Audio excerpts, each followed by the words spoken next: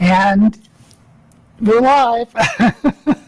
This is Daisy X Machina, the drag queen detective who investigates all things speculative in science fiction, fantasy, and horror. And this is a Get Ready With Me, where I put on drag makeup to film videos later today. So we have Cappuccino. Oh, she can't make it today. Well, I hope you are doing well, Cap. Lynette is here, yay. John Crow is here. I recognize your comments on some of my videos.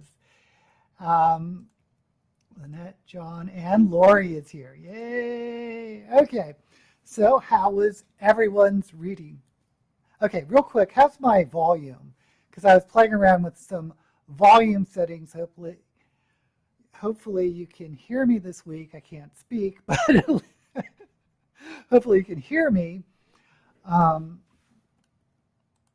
Cool Gamer is here. Yay.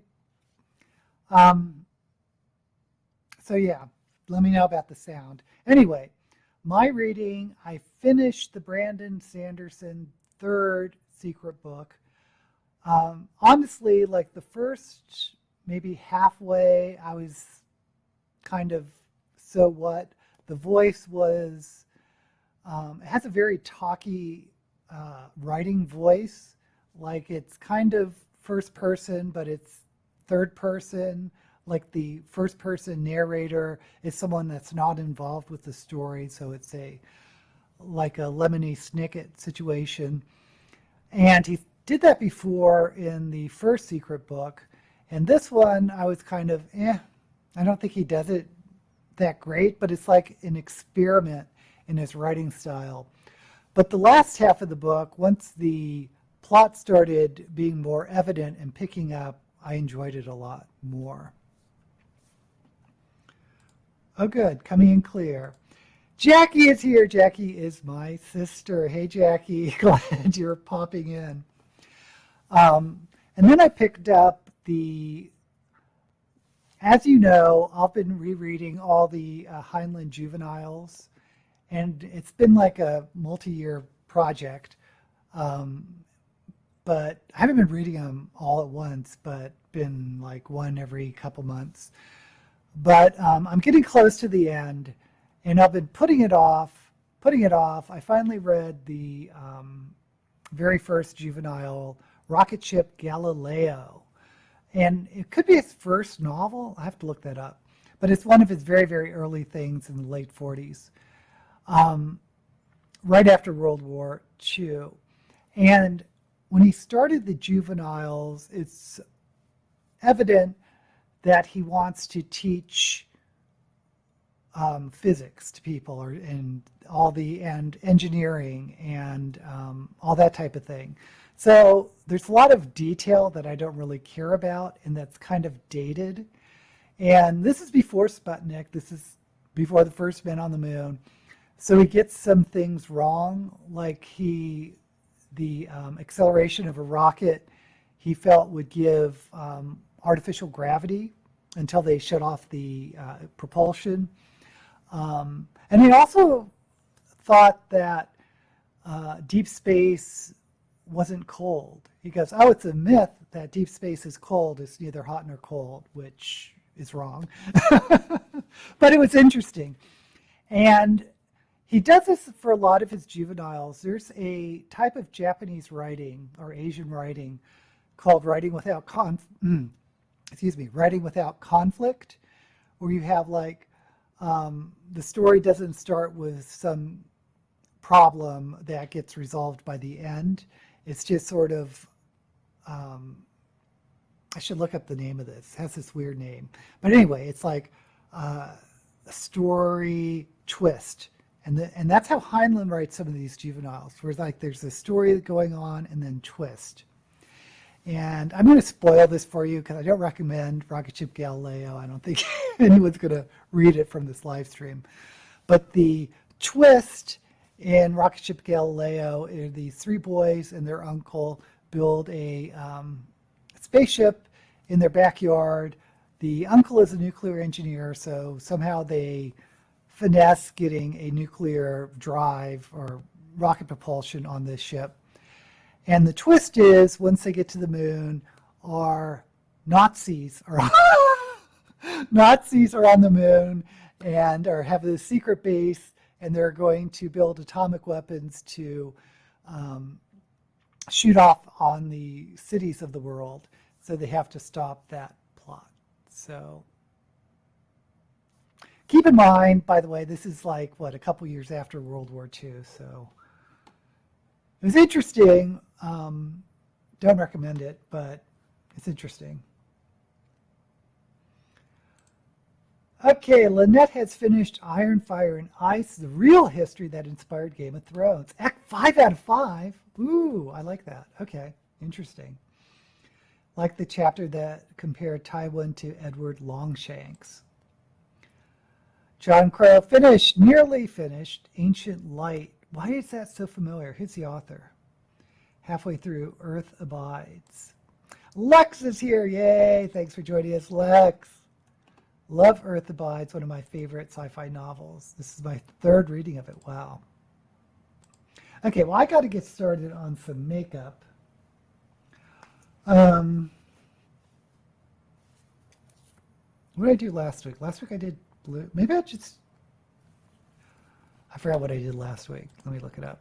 I think I did blue, so I'm thinking about doing pink today.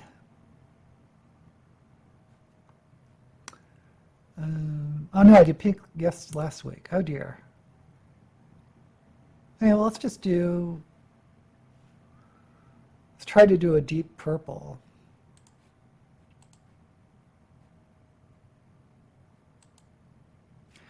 Oh, hi, that's why I shouldn't look on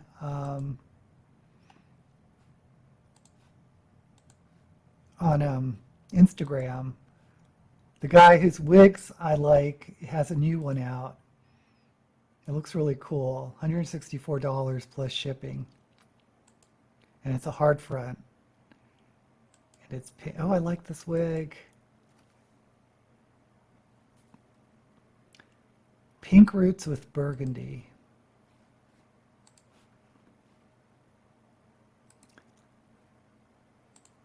I'll put a link to his Etsy shop up, so if you want to look at it,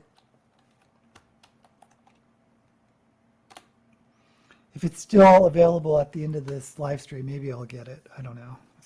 I've been spending too much on drag. Okay, so yeah, I think I want to do a dark purple. Then maybe we'll do something different for the cut crease.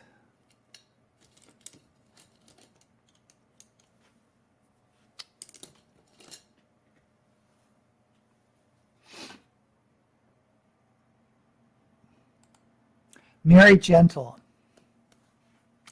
Yeah, I like Mary Gentle. Good fantasy. And she does funny fantasy too, because if you haven't read it, she wrote something called Orcs. And I think I've talked about this before, but it's sort of a parody on the fantasy genre featuring these orcs who, I think the story is a mage summoned some items from an alternate reality, and these items were weapons of war, which were from like the U.S. Marines, and the orcs use these weapons and start turning into Marines. So, or is it called grunts? Actually, I think the book is called Grunts, or is it Orcs? I don't know. Anyway, the book itself is too long, but I think it's made up of like a couple of novellas. And I thought it was funny.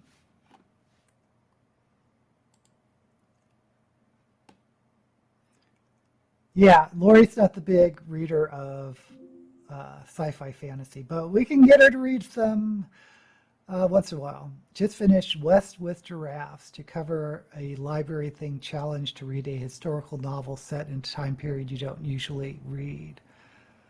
West with the Giraffes. I don't know what the time period is just from that. I mean, it could be colonial Africa. Okay, I'm going to, oh yeah.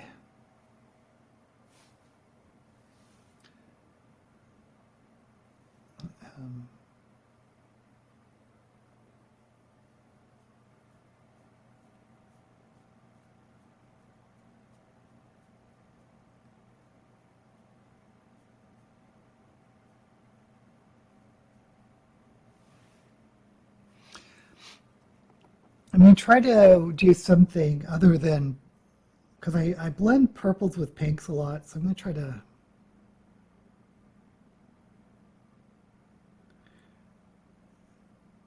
do something different. Okay. I'm definitely not going to do the double cut crease, which I did last week, which I didn't like, but.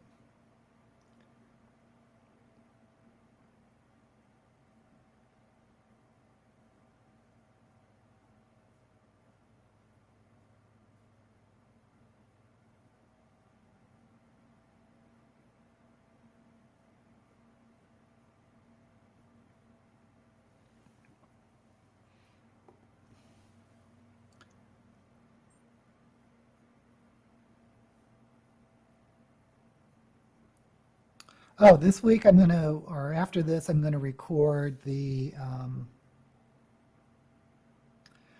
my Shelve It or Shove It review every 6 months. I like to do the review of the Shelve It or Shove It's I'll pick during that month.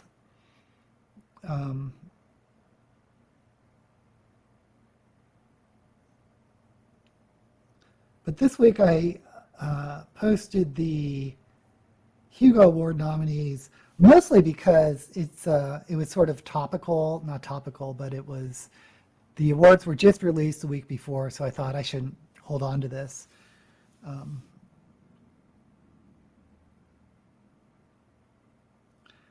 But this week I definitely want to do the mid-year freakout tag because it's past the mid-year already, so I need to get that out. But then I want to release this video, which is the 6 months of Shelve It or Shove It. Actually, I'm going to try something different here. And then I'll do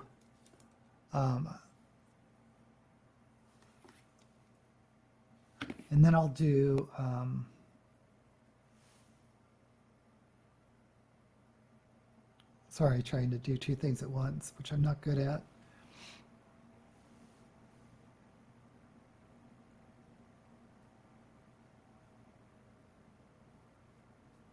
Then I want to release, after Shelve It or Shove It, the Banksy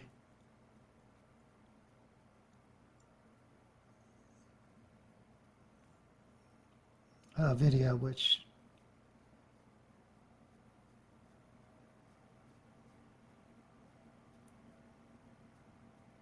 I've been sitting on for a while.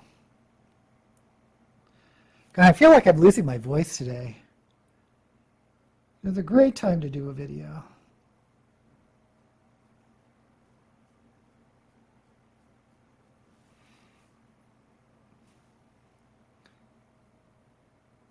Okay, so I'm cutting it with this peacock blue.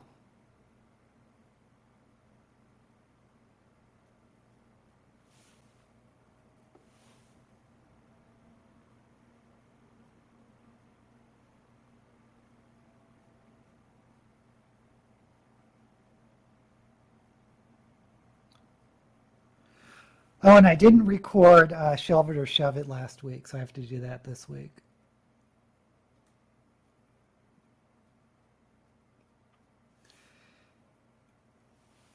And I said I had some friends coming this month, but they're not coming till next month. So the first week of August, I won't do a live stream.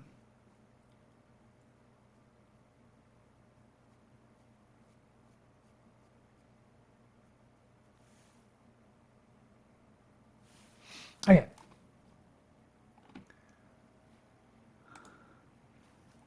Yeah, isn't that a cool wig? West with giraffes, 3.5 or 4. I like to round up. Oh, well, likes the wig. Grunts, okay, we know that. Oh, during the Depression. Yeah, I'm not a big fan of Depression era. I mean, I like the Roaring '20s just before the Depression, but Fit to be Read is here. Yay! Taking a break from Solaris. Um, yeah, that's a. You always. I'm assuming you mean the book and not the movie, or one of the movies. Stanislaw Lem. I think it's kind of challenging to read because it's not that exciting. It's not.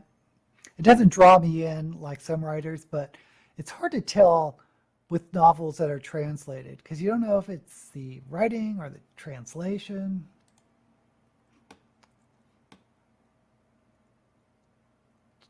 True story of two giraffes being transported from New York to San Diego during the Depression. Reading Empire, I don't know that one, by Joshua Dalzell, and wow, what a book.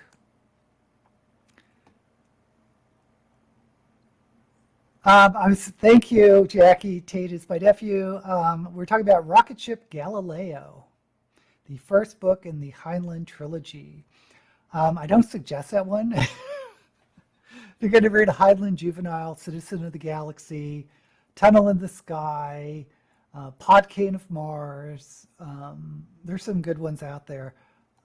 I'm just reading it just to be, because I want to do a video on Heinlein juveniles and rank them. Thinking a wig would look great on you. It's the one Alexis Michelle wore on All Stars on the episode. Oh, I love that one. The white one? Yeah. I like that wig too. Have to check out your Hugo video. Have such little faith in the voting, but I'm still curious. Well, you know, the Hugos is kind of, I call it a voting by the super fans, but it can be sketchy because that one year, I think they changed the rules, but that Tingle sort of silly novel about the butt pirate or whatever was nominated to show the, well, who knows what it showed, what the aim was, but it showed that there are some holes in the nominating process. Sounds interesting. Mountain in the Sea. Might read Mountain in the Sea and watch you video on the book Fit. Okay.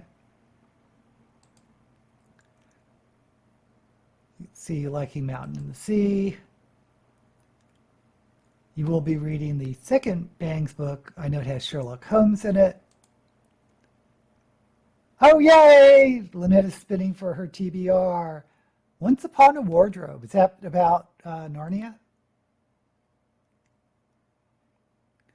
The only Lem book yeah, that's the only Lem book I've read, except I have read, and I have here, I believe it's a collection of shorts, the Futurological Society, something like that.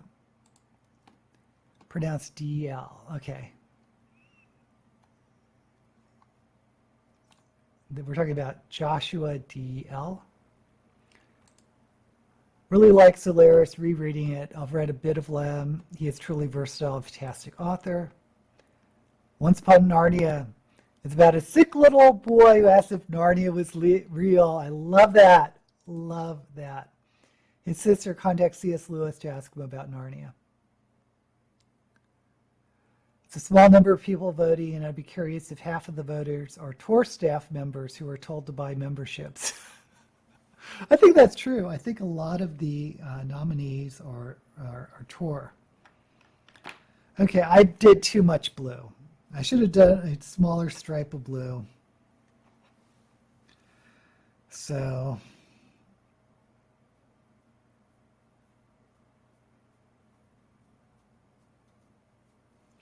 I think I can go over this with the purple.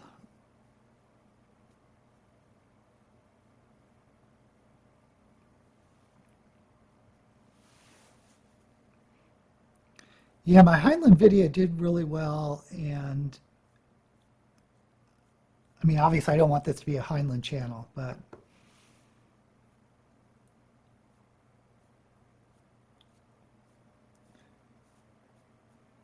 I may use it to justify getting that wig.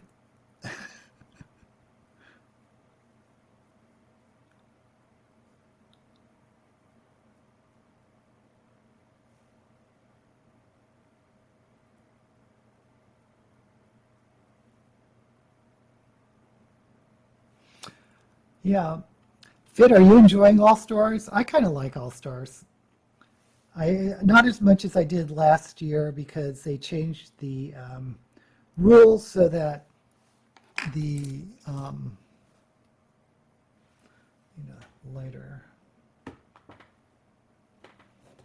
so that no one went home and they just had points. And I prefer the point system.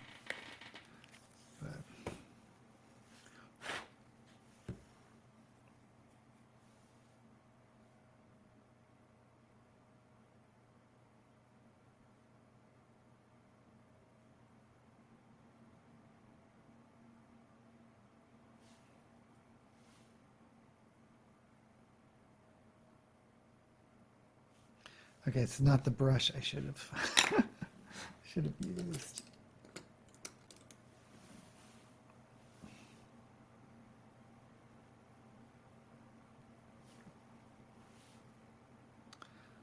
Oh, come on, blend.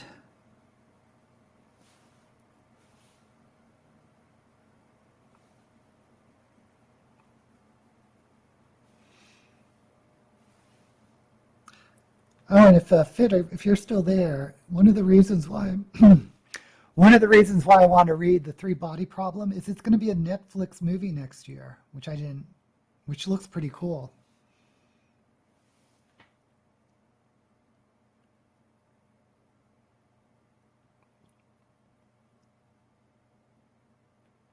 And I do know the author, since I was like looking up the Hugos this year, the what's his name, Szechuan Liu, it's going to be like the master ceremonies or something since it's in China.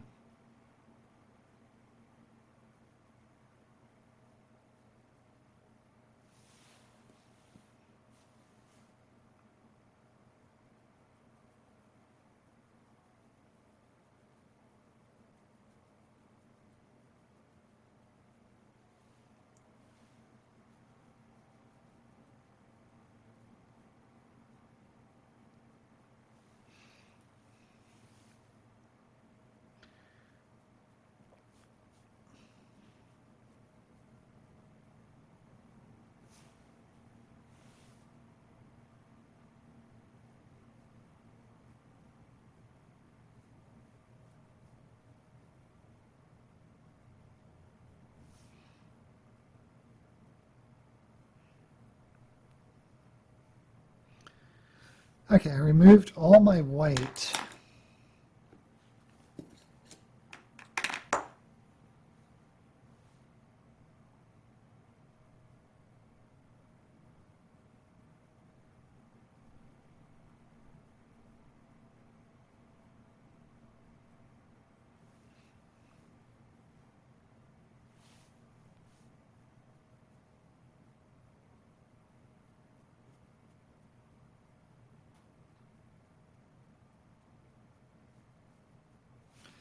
Let's put that back. Okay, anyway. Don't pay much attention to the Hugo, so I sometimes go back and read some of the older winners. Yeah. Heart Books, hi! Glad you can make it. I have to be honest, I do kind of, I never used to pay attention on a yearly basis, but since I started BookTube, of course, I pay more attention now. But I will say that if I see in a bookstore, when I was browsing books, if I saw Hugo and or Nebula winner, that did sort of sway me to buy those books or to look at those books. Okay, so I need to add back the white that I just took off. Actually, maybe I won't. Maybe I'll just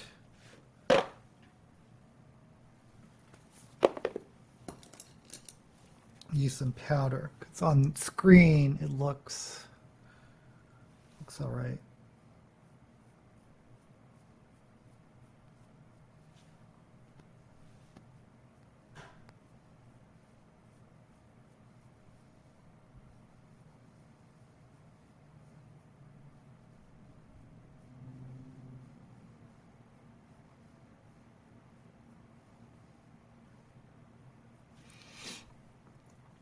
And I think when I was a kid, I would be impressed by the Newbery Award because it had the books have this big bright gold embossed seal on it.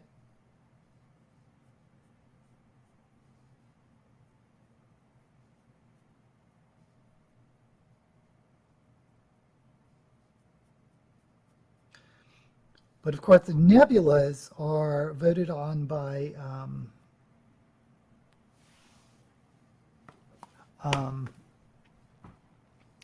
the Science Fiction Writers Association.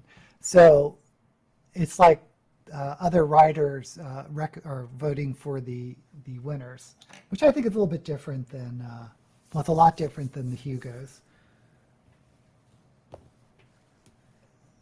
Because you are getting, or the authors are getting to be voted on by their peers. Okay. So this is too big.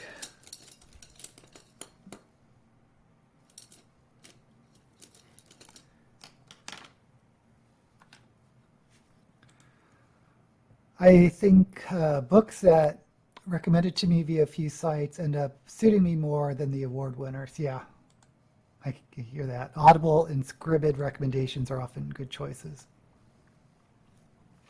Oh, Audible. I just started. I don't usually read Audible, but I got them for to listen to when I work out. And I haven't really worked out since COVID, but for some reason I went to the gym this week. Didn't do that much, but I'm at least into the gym. But I started listening to A Good Girl's Guide to Murder, which I've been meaning to listen to in audio because it has a big cast of voice actors. Well, not huge, but has like a bunch of voice actors like playing some of the roles. So it's kind of interesting. And it's like a police procedural, but it's not really because the investigator is a young woman who's investigating a murder of someone that died in her community.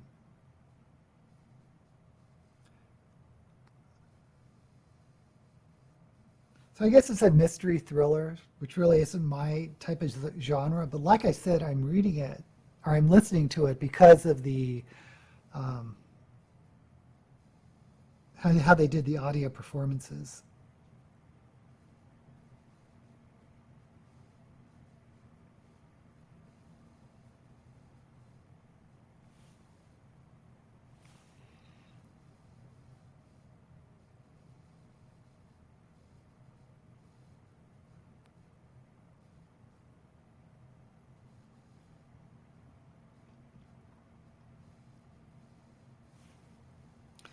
Okay.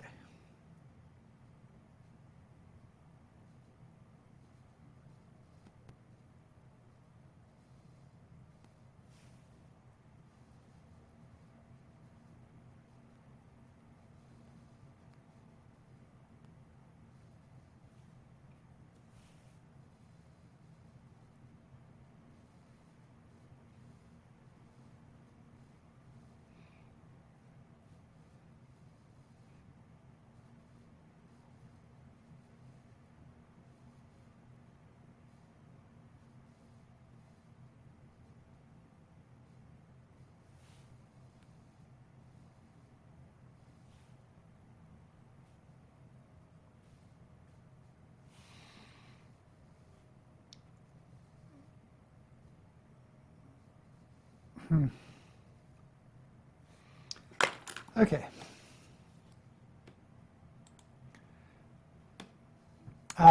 That's a book you've been wanting to read. If you're talking about The Good Girl's Guide, get the audio. Get the audio. Your next Kindle read is Poor Fellow My Country, which is the longest single volume book written in English. Oh, interesting. What's it about? I don't know that one at all. How do you find Kindle? I love Kindle. And I'm sure all e-readers are the same. But for me, the game changer, because I used to say I would never do Kindle because I like the physical books, but then I would get like overwhelmed with books and have to get rid of a bunch of books because it's easy to fill an apartment with books if you read a lot. But for me, the Kindle, the big thing about Kindle is because of how portable it is, but also because you can increase the font size, which is great because I don't have the greatest eyesight. But that was a big game changer, is being able to increase the font. And it's nice to read in bed at night because it's backlit. And I think their Paperwhite technology lets you read it in the sun. So I personally like the Kindle, but I know it's not everyone's cup of tea. Okay, I'm going to...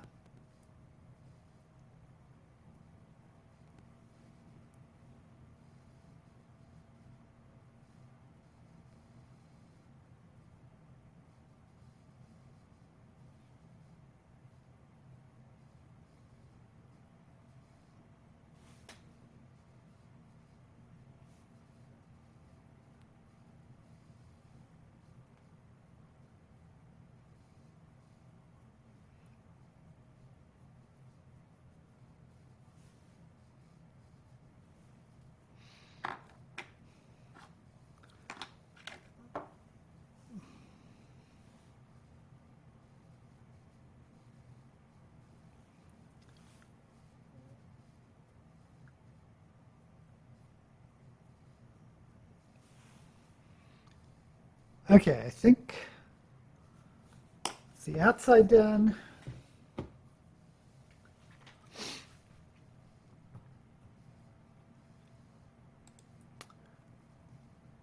Set in the 30s and 40s, but does not qualify as historical novel. Kindles are great because of the font. Yep. Poor Fellow is an Australian book about the treatment of Aboriginals and immigrants. Contemplating it because the book forms of the novel Flame Song are so expensive. Oh, the Kindle. Let's not get into the pricing of Kindles. I think they should be priced much lower than the paperbacks because there's no overhead.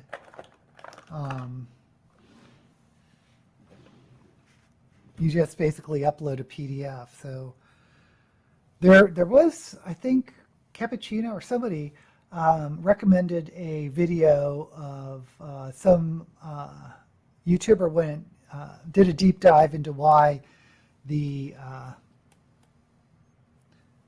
Kindle ebooks are so much more, or sometimes more expensive than the paperback, but why they're priced like they are priced, which is interesting.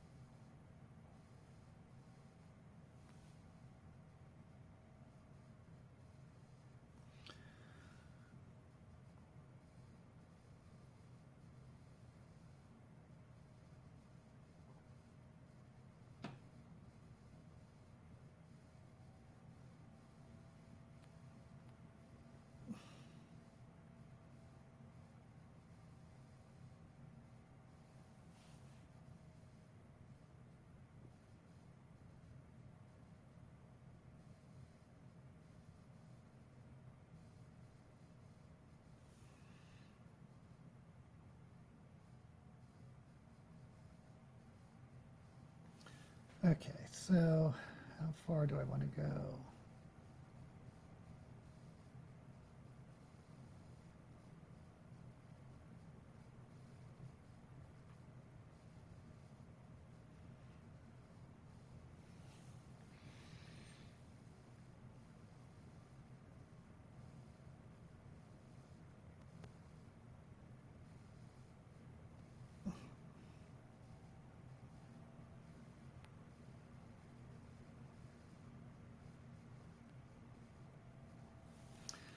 Okay, so that's just where I want to put the eyeliner, but now I need to cut the crease.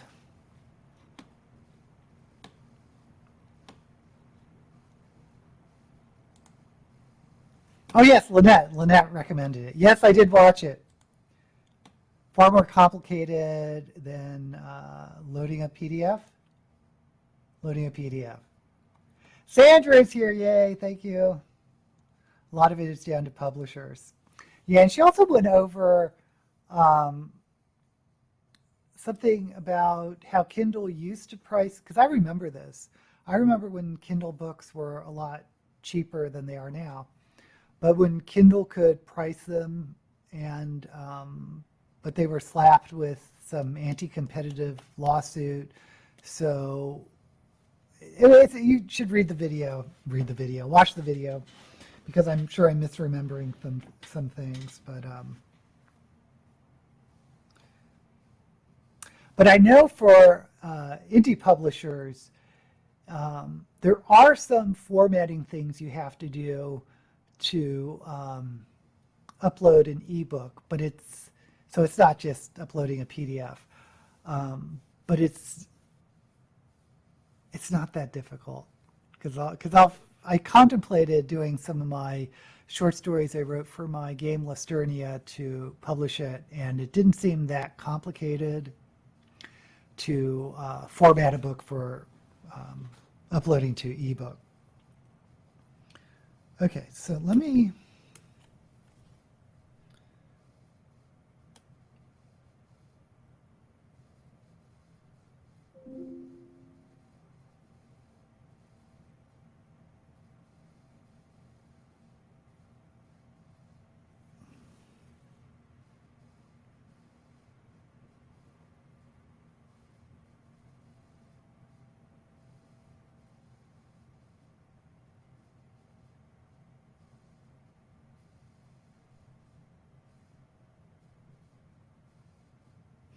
dang, I thought this was a new pen, but it's our new eyeliner.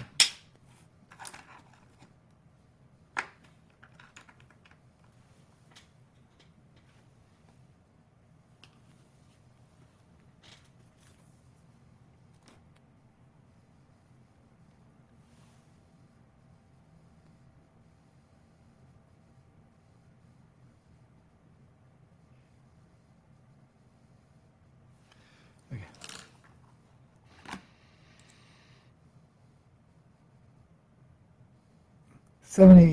I'm not doing it. I changed my mind. I'm not doing it. I'm not self-publishing, at least as of now. This was mostly for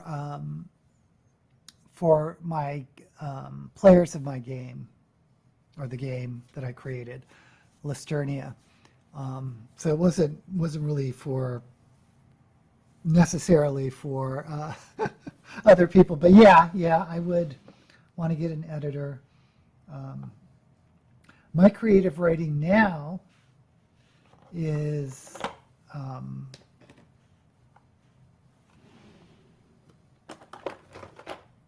middle grade, which is not a good genre or type of book age category of book to self-publish, because the readers of that age don't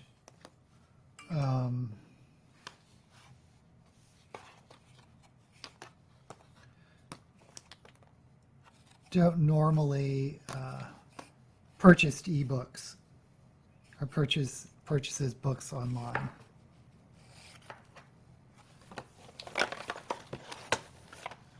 Okay.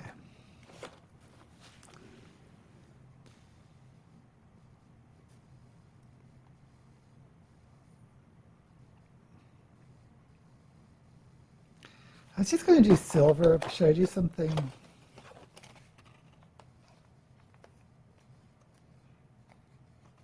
Yeah, I'm just going to do silver, because I said I was going to stay away from purple and pink.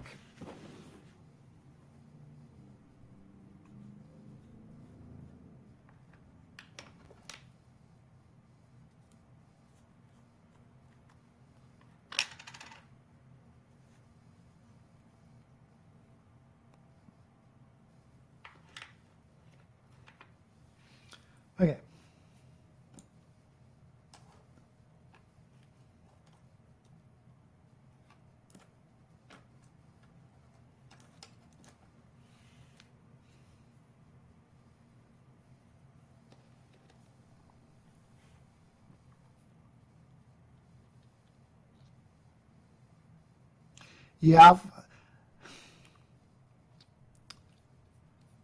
I know I should probably read more indie published books because I know there are like great authors out there that are not taking the traditional publishing, but I have come across some real duds, part of it being the editing. So I know what you're saying.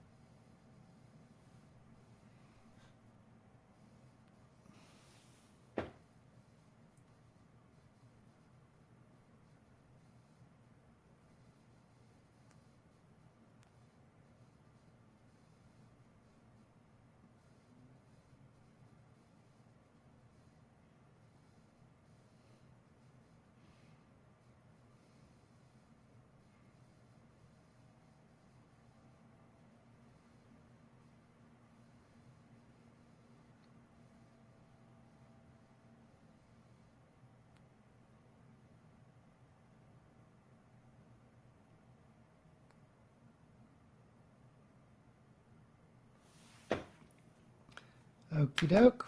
Now we're going to do the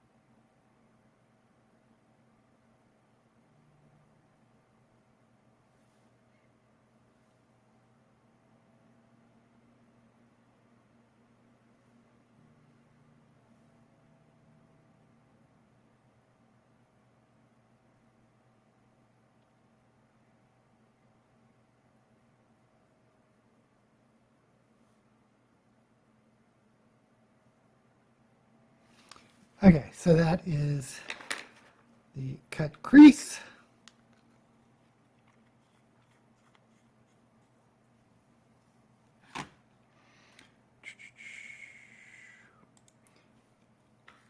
I would love e-readers if I was a child. I had so much trouble finding books I wanted to read as a child. Yeah, I'm sure there are some young people that use it, but it's just as a general rule, kids get their books either from the library, where the librarian, of course, curates it, or their parents like take them to a bookstore. It's not like an adult reader, usually, exceptions, that goes to a bookstore or looks online whenever they want to read a book and finds what they want. Okay. Oops. The first book I read as a child was Princess of Mars. I love Edgar Rice Burroughs. I started reading Burroughs probably 7th grade, so not as a child. Read Lion, the Witch, the Wardrobe as a child, but never came across the other Narnia books until I was in my late teens. I did. They, when I was reading, I guess they had the collections. I don't remember. Yeah, my mom was an avid reader. Never read the Narnia books. 67 BBC adaptation. I don't know if I know that one. I know there was I did see the BBC adaptation, I think it was in the 80s, maybe the 70s, but had Tom Baker played Puddleglum, the marsh swamp man. Of course, is my favorite Doctor Who character, or doctor.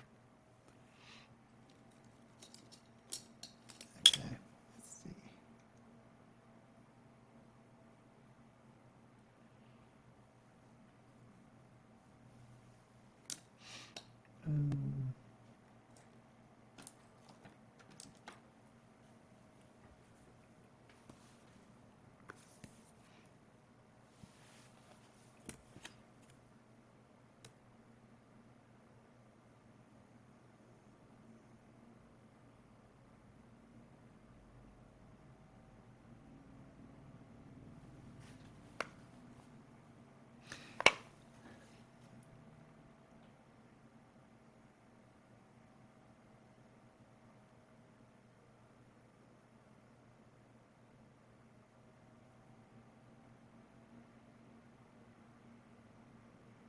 I also have memories in elementary school.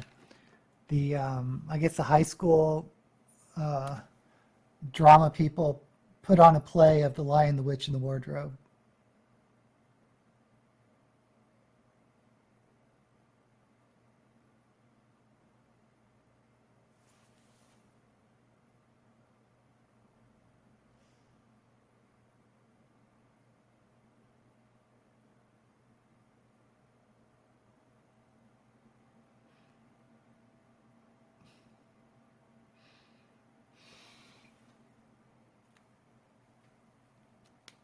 Okay.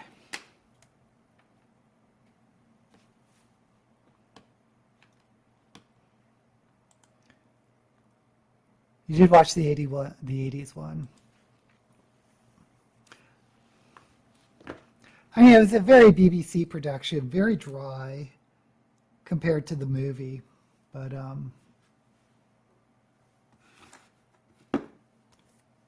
I liked it. Did they do them all? I don't think they did them all because I think I would have remembered the last battle. But I know they did like the Silver Chair, some of the later ones that. What am I doing? Oh, getting black.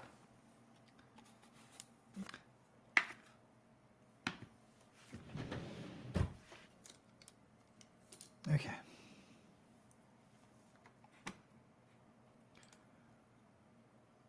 Lori is back. Your kids watch the 80s one. I'm going to have to look the 60s one up because I didn't even know they did it. Okay.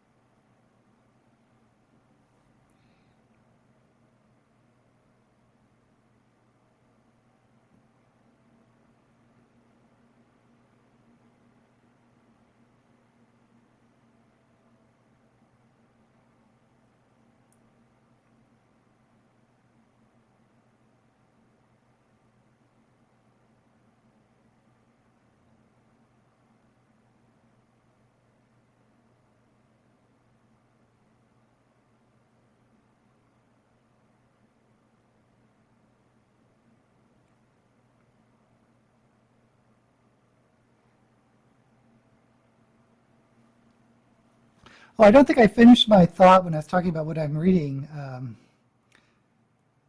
Because I finished Rocket Ship of Galileo, but then I went ahead and jumped straight into the Rolling Stones, which the Heinlein book, not the band. And I've been putting that one off too because I've never read it before, and I was sort of under the assumption it was like the Swiss Family Robinson in space, which I know is the plot of Lost in Space, but I just wasn't looking forward to it. But it's more enjoyable than I thought.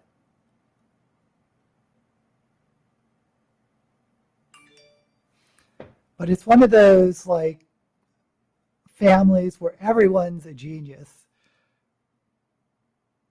The 15-year-old boys are twins who are like these engineering prodigies. Grandma was are mechanical prodigies. Grandma was one of the founders of the lunar colony, and she's like a engineer as well.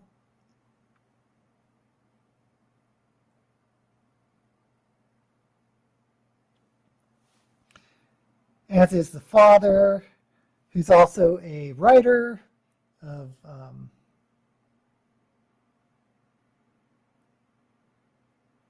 like these soap operas.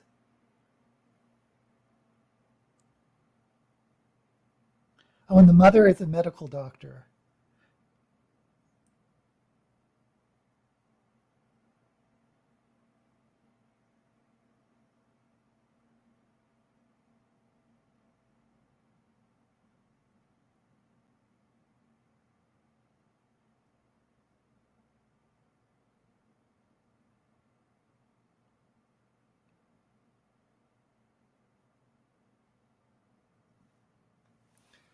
Okay, what am I?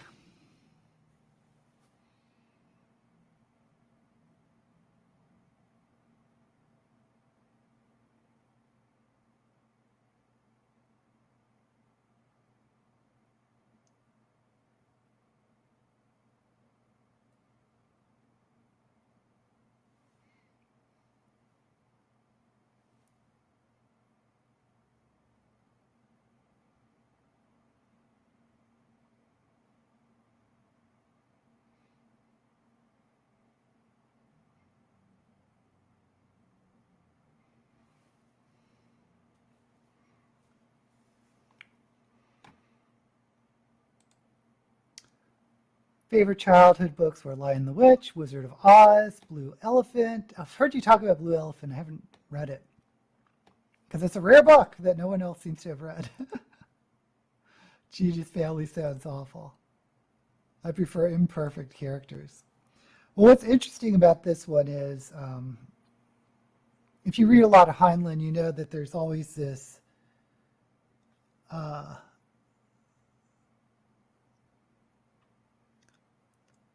one of the characters kind of speaks for Heinlein for philosophically, sort of the Jubal Harshaw and Stranger in Strange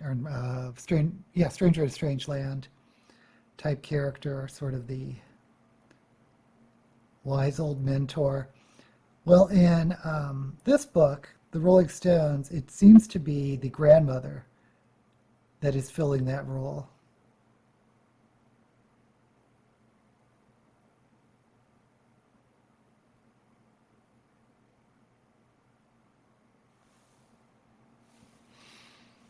Okay.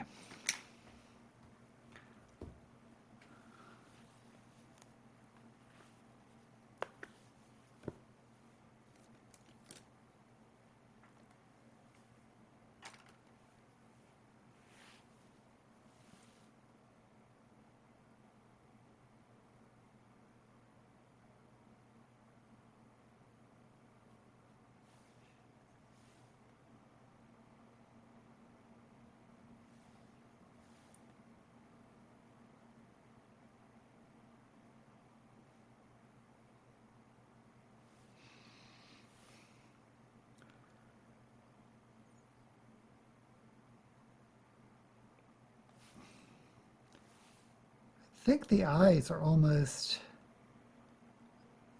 done.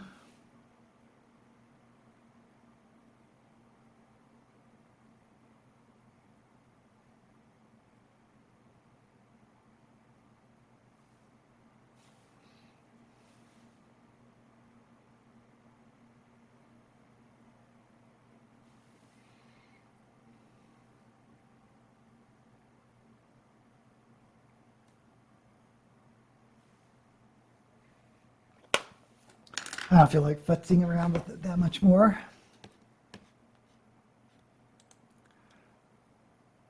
The Martian Chronicles by Edgar Rice Burroughs, love that. I was like, I got those in the late 70s, I think, when they just released the entire John Carter series in these like jewel tones with this fantastic art on it. And it never really occurred to me reading them at the time how old they were. I mean, I knew they weren't like new published books, but it just didn't occur to me that these books were like written in the 20s and 30s. The Deerder by Jack Vance and Elric by Moorcock. I don't remember Deer. I've read the Dying Earth. Now I've just tried to pick up, and I'll be doing a video later about this, but the Lost Citadel novel, the new Elric book, and I just couldn't get into it. I don't think I'm a big fan of Moorcock's writing, even though I love the story of the albino immortal magician. Yeah, that's a good one. It's kind of a fix-up novel. I don't think it's like one continuous story. It's like a collection of stories set in, like the Martian Chronicles. Been years and years since I read Edgar Rice Burroughs. By the way, Edgar Rice Burroughs is on Project Gutenberg. It's all, you don't have to pay for any of their novels because it's in the public domain, or a lot of it is. Okay, hold on, let me brush off this.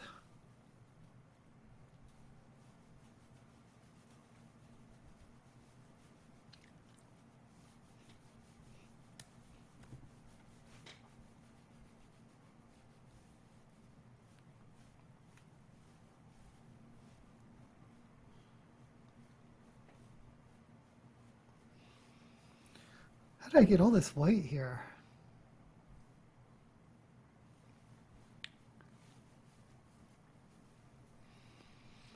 Okay.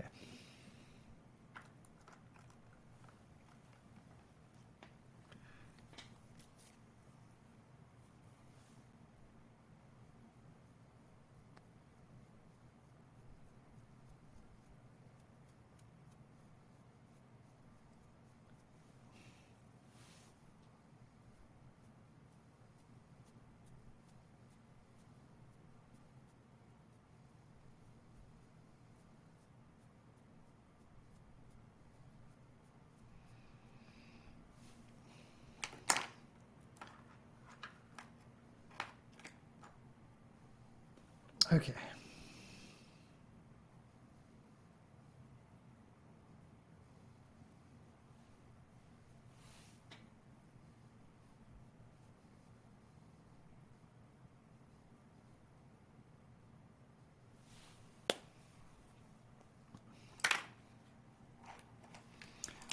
Now, are we doing the Martian, the Venus series? Me too. It's funny because his most famous work is Tarzan. Oh, I also love the Pellucidar Atheris Core series, but I never got into Tarzan.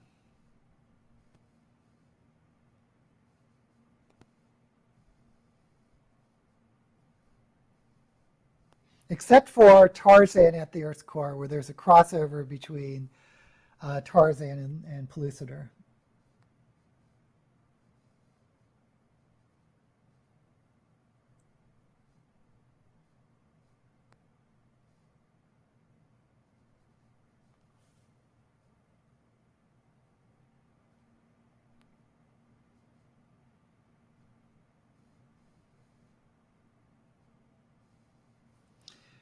And I think he's one of the only authors who has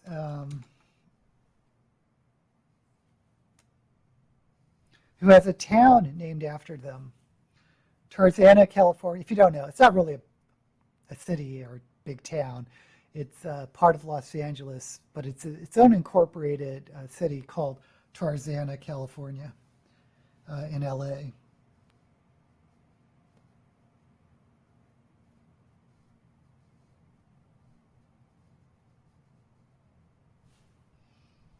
Okay, I went a little heavy on this blue.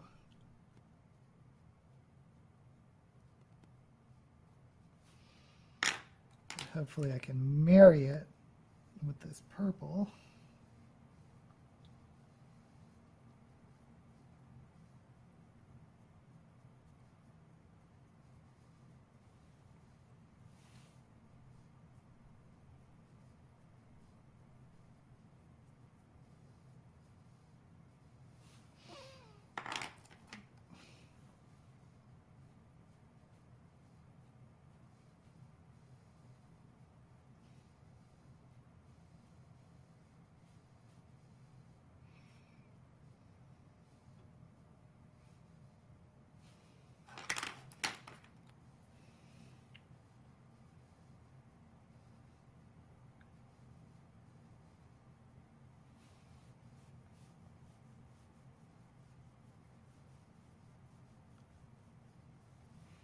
Okay.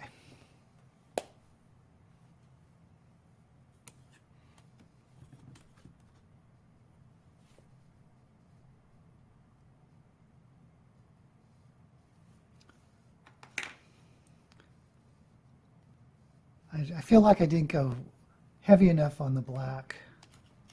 Let me just, in the far enough over.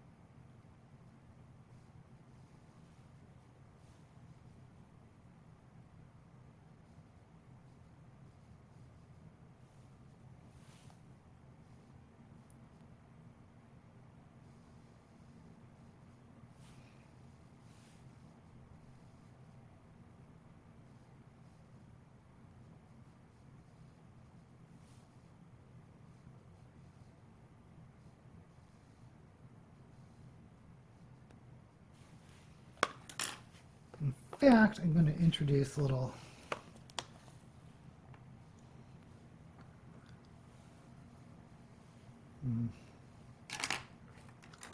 bit of the blue.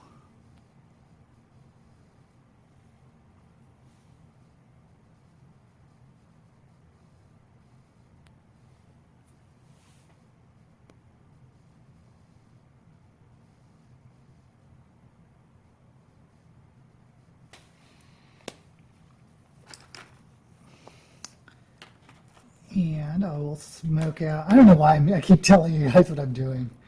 No one is watching this for a tutorial.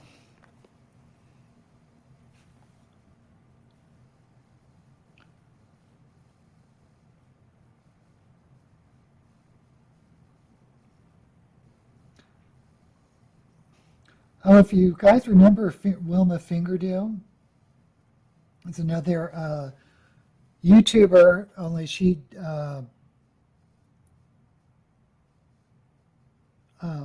does reviews of RuPaul's Drag Race mostly.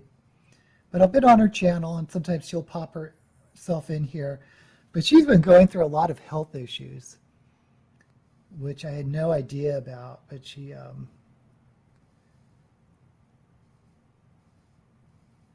sounded pretty scary.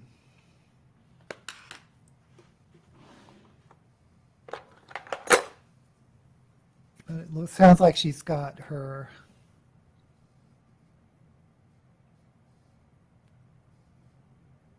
her situation under control.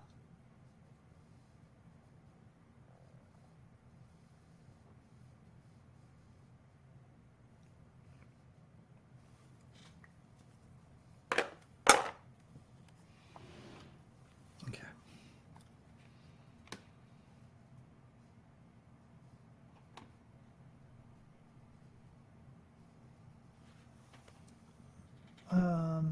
Oh, I just screwed up my eyes doing that. Okay. About the second Bangs book, he asked Arthur Conan Doyle if he could use the character of Sherlock Holmes, as Doyle had killed Sherlock Holmes off at that time so he could be used in the afterlife. That is great. Place names can be fun. We have Hobbit Creek in Tasmania. Actually, in Las Vegas, that's where I live now, there's, I think there's 2 developments that have streets named after Lord of the Rings, like Hobbiton, Rivendell.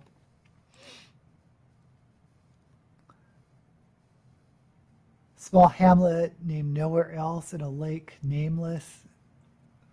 Scotland has both Moscow and California. Tasmania has a Baghdad and a Jericho. Relatives that live in Texas, Queensland. There's also a Paris in Texas. Okay, I don't think I put any blush on. What the heck? What the heck? Oops.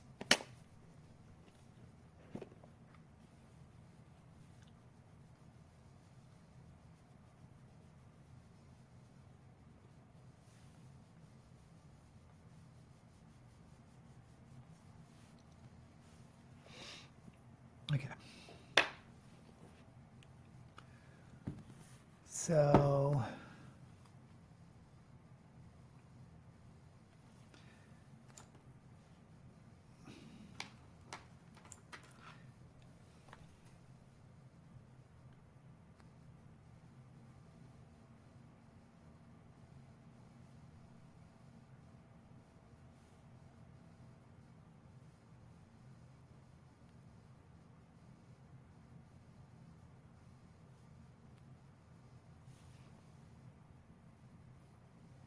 yeah, I think we're done with the eyes.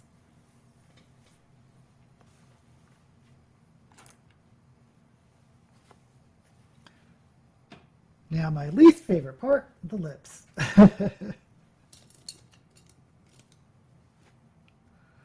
We're doing good on time, actually.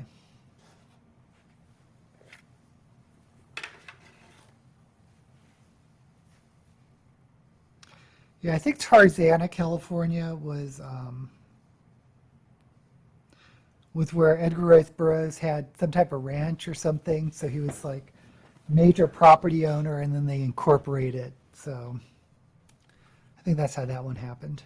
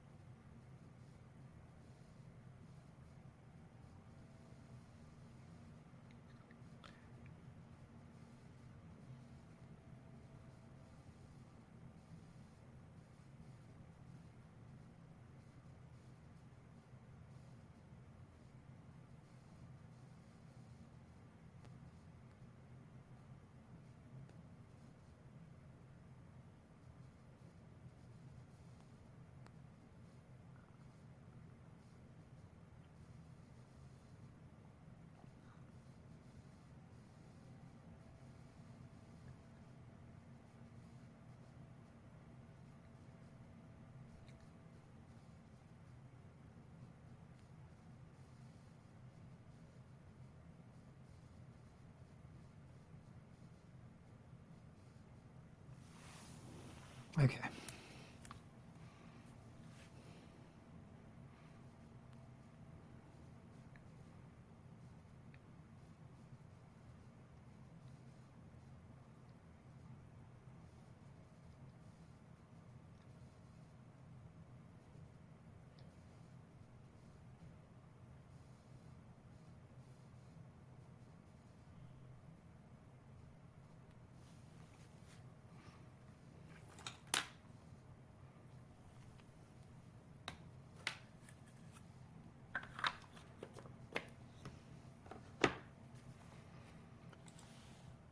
Have a murdering Gully Road, and some new residents wanted to change to Gully Road, but the other residents objected.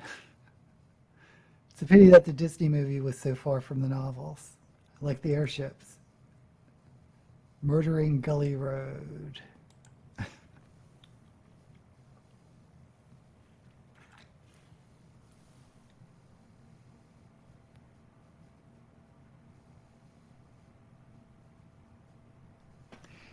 And I think we're just going to do some red lipstick.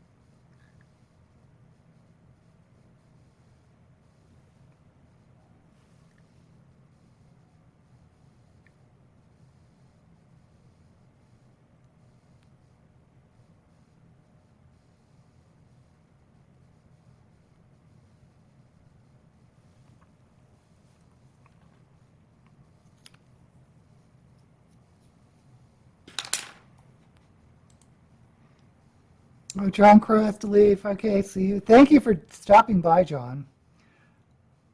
Little anxious to see what Disney will do with Doctor Who. Well, my understanding is that not much is going to change in terms of like the writing, and they're bringing back the guy's name who I can't remember. Was it Terry?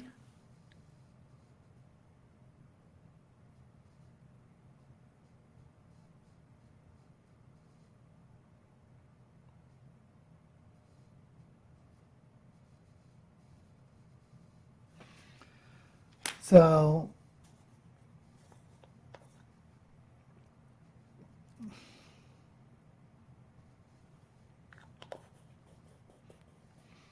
I'm kind of expecting it not to be too bad. New Doctor Who. I have my hopes for it.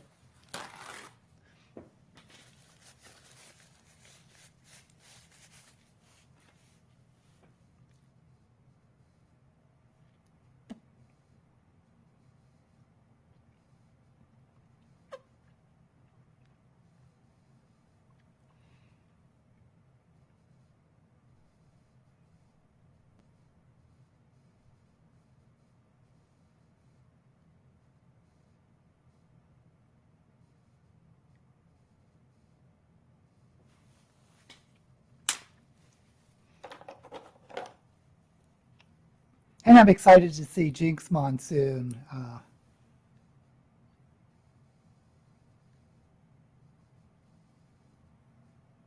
be a character.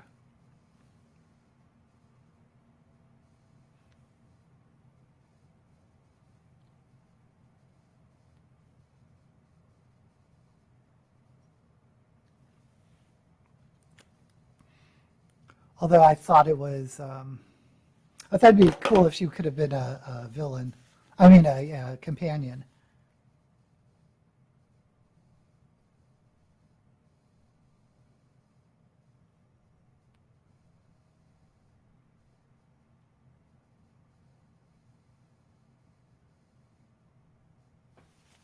Okay.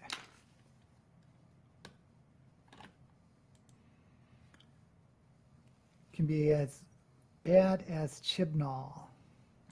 I don't know what that is. Russell T. Davis, thank you.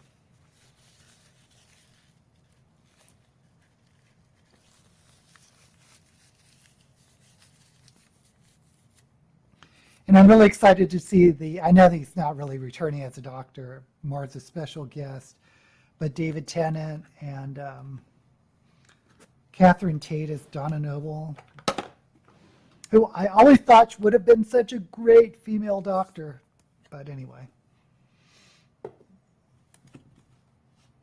Oh, eyelashes. I threw away those eyelashes I used last week. They were pants, as the British would say. So.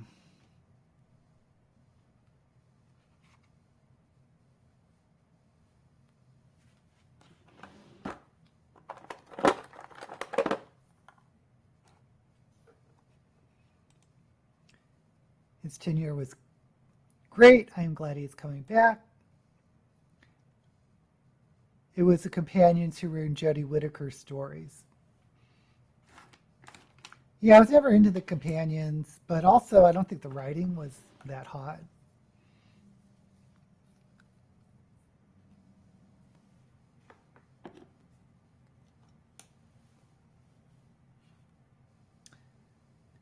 Just my opinion.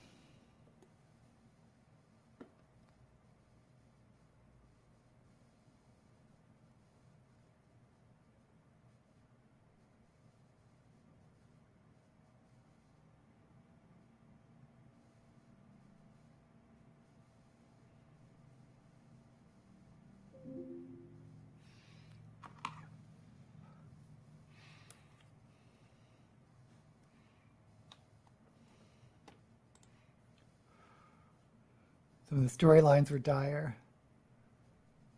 Chibnall's writing was awful. Okay.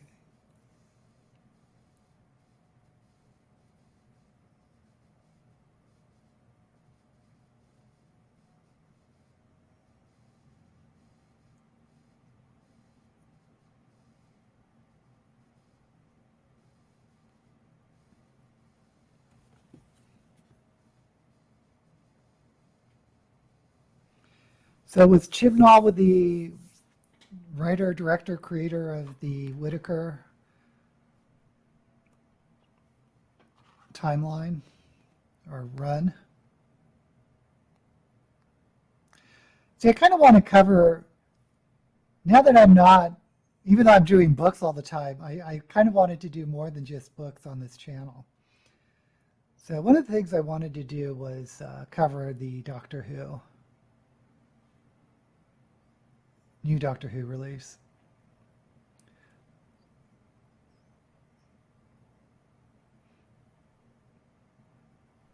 Of course, I also wanted to do a video on Blake 7, but I've only rewatched the first season.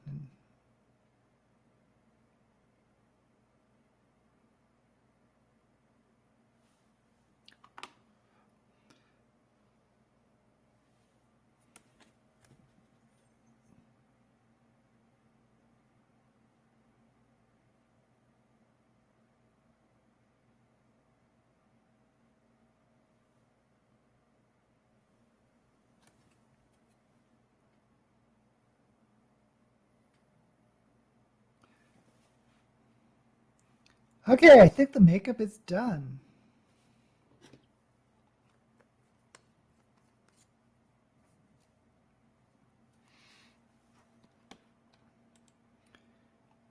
He broke Cardinal Time Lord rules. Moffat is going to write some of the future episodes. Peter Capaldi through Whittaker. Yeah, I was really looking forward to Peter Capaldi because I like a mature Doctor Who, but I just, yeah, those stories just didn't do it. Thank you. Love the eyes. Love Blake 7, but you need to get by the poor production levels. Indeed. Indeed. Okay.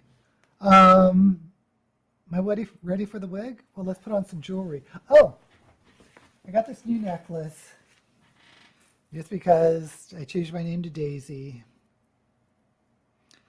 I also wanted to do a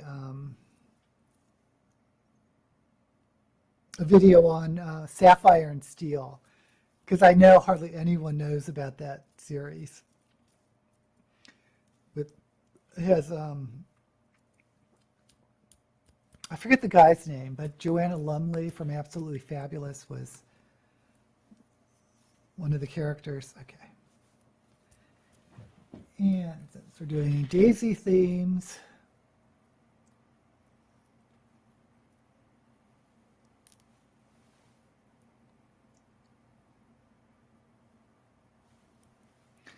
now this wig has seen better days. Maybe I can get my husband to try to fix it for me, but it's been through a few moves.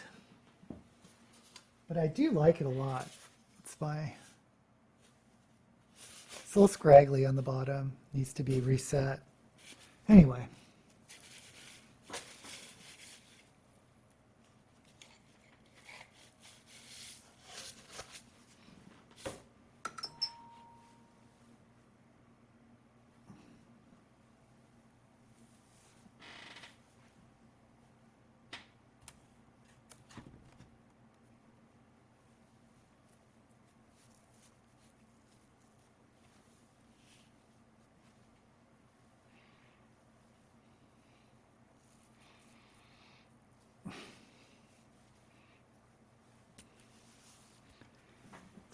Gloves.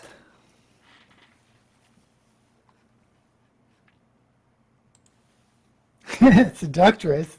Thanks, Jackie. Great series. Oh, for Sapphire and Steel. Yeah, David McCallum. But your newest is, yeah, my newest is the sort of lavender with blue.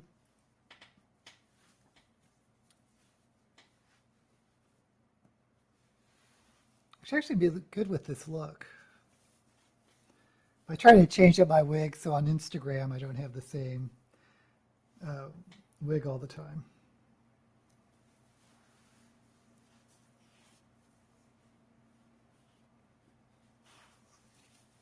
And how about a ring?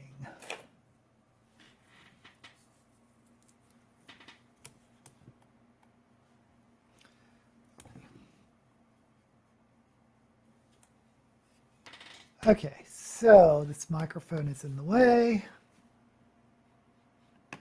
Let's see.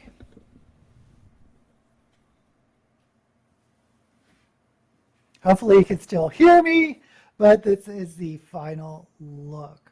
And it's supposed to be purple with some blue stripes and sort of a silver cut crease and nothing too crazy, at least for me.